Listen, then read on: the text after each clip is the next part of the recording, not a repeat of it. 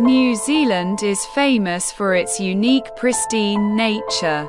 The filming location of the Lord of the Rings trilogy, the Maori culture and powerful earthquakes. Seismology claims that earthquakes are impossible to predict, but we can only laugh at this. In fact, earthquakes can be predicted.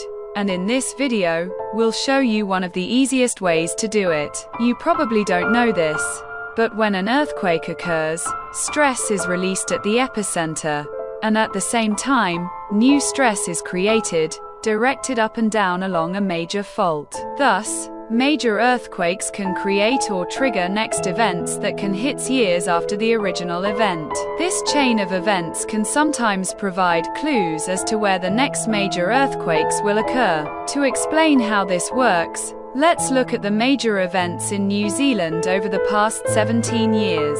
In 2009, the first magnitude 7.8 earthquake struck the southern part of New Zealand's South Island.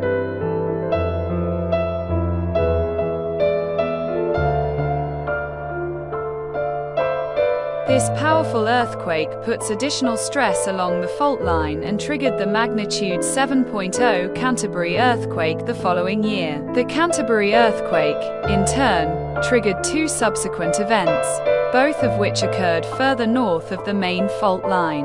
The first one is a famous Christchurch earthquake, 5 months later, in February 2011.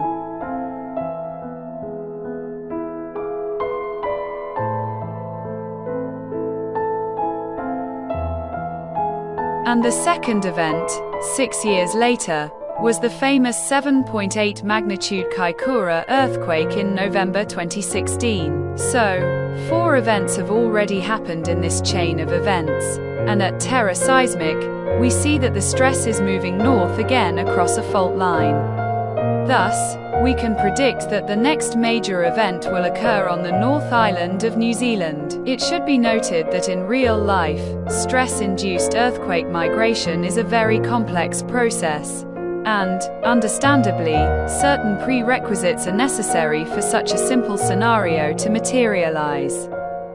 But, in this case, we suggest to wait for a new major earthquake in North Island of New Zealand. We will provide much more details once this predicted earthquake takes place. Stay tuned and safe with Terra Seismic.